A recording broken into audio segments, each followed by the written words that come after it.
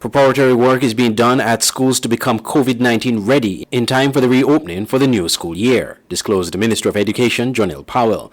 Mr. Powell, speaking on Freedom FM's Issues program on Thursday, said schools will reopen on September 7th, but students will return on the 9th. He disclosed that some schools, because of the sheer size of the population, will open on a shift system. In order to have the adequate numbers to adhere to the protocols, we're going to have those schools on shift systems. Mm-hmm. What will be required of the students? What will be required of the teachers upon coming to school? Will they have to be wearing masks, etc.? What are some of the regulations and guidelines that students and teachers would have to observe?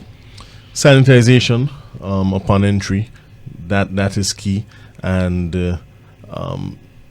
that includes, well, let me put it this way: when you go into the schools, you must have a mask. You must be wearing a mask.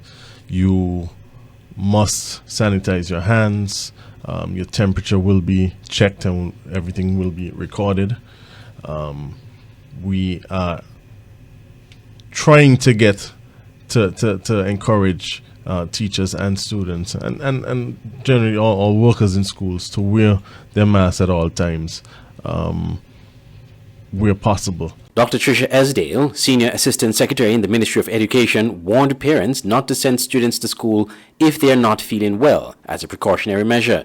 She said sick bays are being established at all schools for students who may become ill while at school. If you're not feeling well, don't attempt to enter, because you may have very much wasted your time because you would be turned back. So we want that to be very clear to the public and for them to understand that it's for their own well-being and the well-being of everybody that's already in the institution. Additionally, that means that for a student or teacher who has gone through the screening and was flagged, they would be required to show evidence of having had a health check with a doctor. So if you want to come back, then you have to say, you know what, I went to the doctor, I saw the doctor, they think I'm fine. You know, it was cold, it was an allergy, it's no need for concern. Additionally, one of the things that I also want to point out is that should a person have arrived at school and presented well, but during the course of the day, they became ill, presented with flu-like symptoms, for example.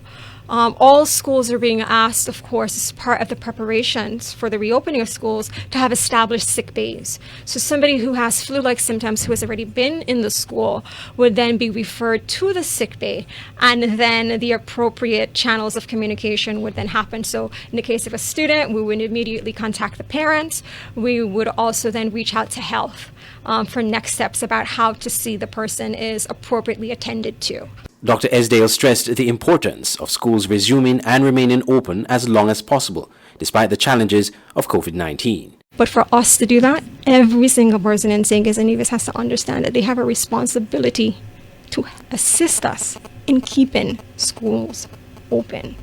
So I want us to understand that that behavior change is so important.